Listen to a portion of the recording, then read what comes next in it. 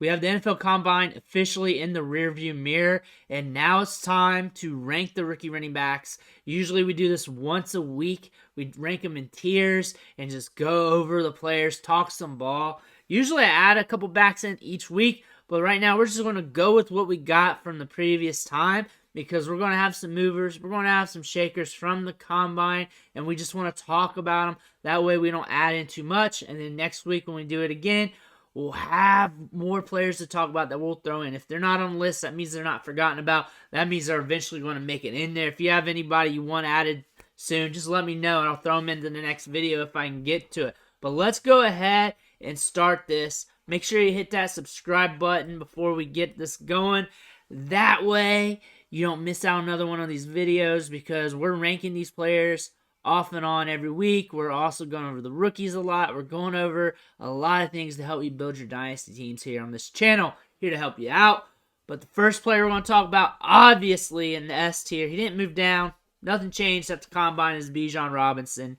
Had a good Combine, good workouts, good metrics, good 40, good vertical.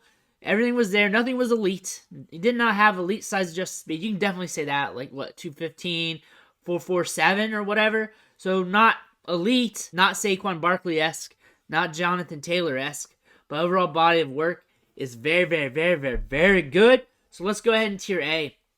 And we're going to just rank this like tier A last week, and then we're going to do the changes. So last week we had Jahmyr Gibbs, Sean Tucker, Zach Evans, and Zach Charbonnet. Jahmyr Gibbs had a great Combine, ran 4.36, showed that speed at 199 pounds. Good BMI for that size because he's also 5'9". Good career at Georgia Tech. Good career at Alabama for that one season. Sean Tucker had a great year in 2021. That big year of rushing production. And then last year he was used heavily in the passing game. The offense kind of changed a little bit. Zach Evans is who I want to talk about. I'm thinking about dropping him. I want to rank the other tier, but I'm thinking about dropping him. Going back on tape, he misses a lot of holes. He did not show up at the Combine, but when he did weigh in there, he was kind of light, like 207 pounds or something like that. So I'm not really into that. Also, just going back over the tape, just not really feeling him and missing the holes. And also, like, you look at the metrics here, only 37 pass blocking snaps in 3 years. So why aren't you on the field? Why aren't you probably running routes, but still, that's very low compared to most top-tier running backs. That is low. And obviously, there's pass blocking issues. But also, is there issues of you, like, mentally not being where you need to be at the right time? Is that something that we need to look at? He had a crazy onboarding during his recruiting process. Like, he led on, like, 20-some schools or something like that before he settled with TCU. When he was a 5-star running back, one of the top running backs in the country, and he settled with TCU because he led on so many schools and just murked it up. Then with the Ole Miss was the RB2. He had some good runs. Highlights are awesome. Lowlights are there too. Highlights and lowlights with this guy. Zach Charbonnet, instantly productive at Michigan. When he was there, scoring double-digit touchdowns as a freshman. 2020 wasn't great. Transferred out to UCLA. Back-to-back 1,000-yard seasons. Catches the ball out of the backfield. Bigger back. Weighed in 217? So he weighed in a little bit light for what we were expecting. We were expecting him to be like 220, 225-ish. Ran a 4.5, which we were expecting. I think it was the official 4.53. Look at me memorizing these numbers. But decent size adjusted speed score. What we were expecting. Good burst score. He jumped at 37-inch vertical. So very solid there. Overall, the metrics are there. But with Zach Evans, I think we're going to just pull him down to B for right now. We may pull him down lower. But B tier, we got some new guys in here. Izzy makes it in B tier. I like him a lot. Big season last year. Good size. Good athleticism. He'll show that when he can at his pro day. If not, he'll show it when he's in the NFL. Kendre Miller. Man, he should be higher. I wish he was at the Combine. I wish he was able to show off the goods, but he was coming off that injury from the end of the season, so I understand.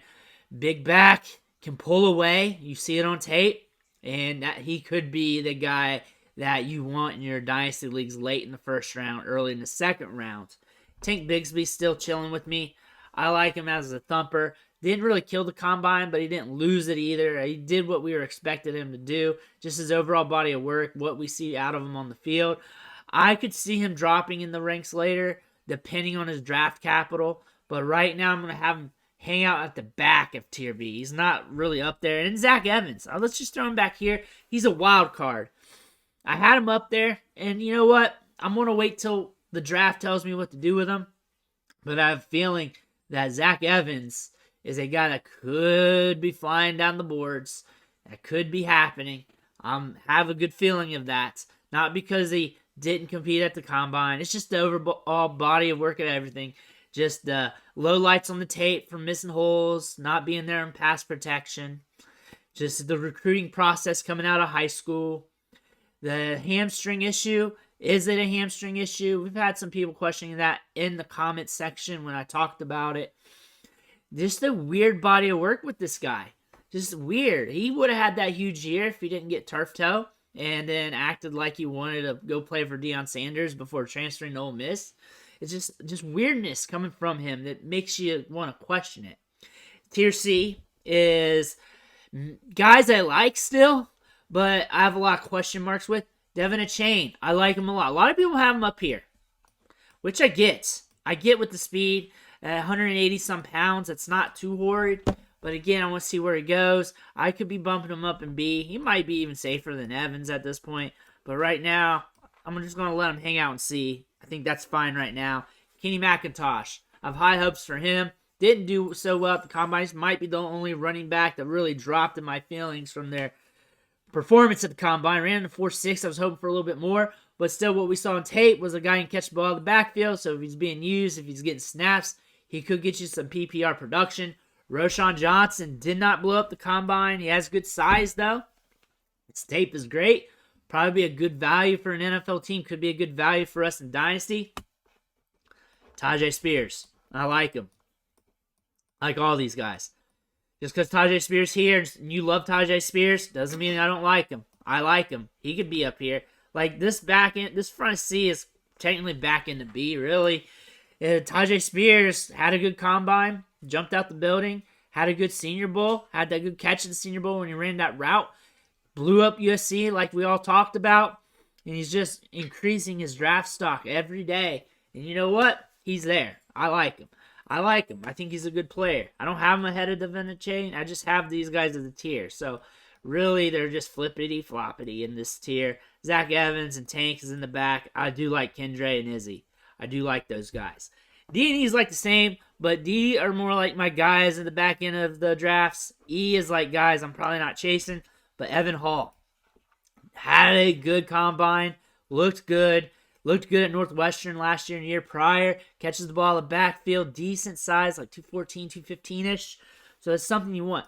Chase Brown also had a good combine, very productive last season, also did some stuff against some good schools like Michigan, so very productive. Deuce Vaughn, for his overall body of work when it comes to production and draft capital and rookie drafts, it's hard to not look at him when you look at all the other jabroni running backs. So there's a chance that you may want to take him in the later rounds. And then I have an affinity for Eric Gray, and I like Eric Gray a lot from what we saw from Oklahoma and Tennessee. He moves laterally well, probably be a late-round prospect. But a guy that if he can latch on, move up the depth chart, could be a guy you want to go with. And I was going to put this guy in E, but I've been a fan of his work throughout his career. And I like an underdog story. So Muhammad Ibrahim, one of my guys I'm rooting for, even though he's going to be a back-end guy, a guy that's probably not going to make it, but he does have some intangibles that could allow him to make it at the NFL level. Tier E is the jabronis. So let's do this. Keaton Mitchell. Smaller back, got some speed, he's shifty. I could be sleeping on him a bit. That could be the guy that burns me here. But Cam Peoples is not. Chris Rodriguez has production in the SEC level, but he's a little slow for me. I want to see what he does. He also was suspended last year. I can see that hurting his draft capital, considering we have all these good running backs. Dwayne McBride should be up here. He only caught like 5 balls in his career. That's a big red flag. I'm back into D. I don't know, E. I don't know. Somewhere around there. Just call it somewhere around here. Just do this. That's Dwayne McBride. He's in that tier. I want to see where he gets drafted at. That's probably what's going to make him matter to me. but the fact that he only caught a few balls over the course of his career is a major red flag. So look at this. I'm cool with that, of course. I'm cool with Jahmyr Gibbs stands out, but I think Sean Tucker's resume is really, really good. Some people agree with that. Some people don't. Zach Charbonnet, that's a sneaky one, but I think he's ahead of Tier B. I think draft capital is going to get him close to these guys, and I think he's got a good body of work. He was productive with 2 collegiate programs. Can catch the ball in the backfield, can be a 3-down guy. Sean Tucker, draft capital is going to matter with him. If he falls late in the 3rd round or even day 3, we're dropping him. But right now, his overall body of work looks good. He's using the passing game. He's got good rushing production. Fast. I can tell you he's fast. He's a track guy. Just showed up on the track team for Syracuse. I think it was the winter track team or whatever. Just showed up, practiced a little bit, showed up in place, like 13 out of 26 or something like that. So shows that he's got some speed. Izzy I like a lot. Kendra I like a lot. These are guys I'm hitching my wagon to. Tank's still there. 4-star recruit. Banger back. Something you want to look at. Zach Evans, I don't know what. The upside's grand. The upside's huge. His upside's so huge that he could outproduce everybody. But his downside, lower than low. Devin Achane, I look like I'm low on him, but I'm kind of high. I just want to see where he goes. Same with Kenny McIntosh, Rashawn Johnson, and Tajay Spears. I like Tajay Spears. I actually do. I like him. Just say that I like him. I like him. I can't put him with Izzy. I can't put him with Kendre. I can't put him with those two. I can move Tank and Zach Evans down, makes it feel better. Because I think Kendre and Izzy is around there. That might be more realistic. That might be more realistic for you guys. It really depends on draft capital for these two. They could bump up, but he's probably going to get draft capital. And then one of these guys, these 3 will get draft capital. Now we're going to Tier D. Evan Hall, I like him. Chase Brown, I like him. Deuce Vaughn, I like the production profile. Eric Gray, I've been liking him for the last few years. Mohamed Ibrahim, been watching him throughout his career, has been solid. The other guys, jabroni backs. Chris Rodriguez got some production at the SEC level, but he lost some of that due to being suspended. Dwayne McBride needs to catch ball. Cam Peoples, big slow guy, probably get drafted late, if at all. Keaton Mitchell's got some speed. That guy could burn me in these rankings. That could be the guy that should be in Tier A, and he burns me. I could see that due to that speed, but it could be wrong too. Let me know in the comments below who are your movers and shakers after the combine. Who you bringing up, who you bringing down, who impressed, who didn't. I feel like this running back class did pretty well. There's not many guys who really slumped on us this year in the combine, which is cool. We didn't have any guys really blow the doors off. That's one thing, but they did the job. They did what they needed to do, and that's all you can really say about that. Make sure you smash that subscribe button. I'm here to help you build your dynasty teams, kill your rookie drafts, and everything else. I want to thank you for watching. Catch you on the next video.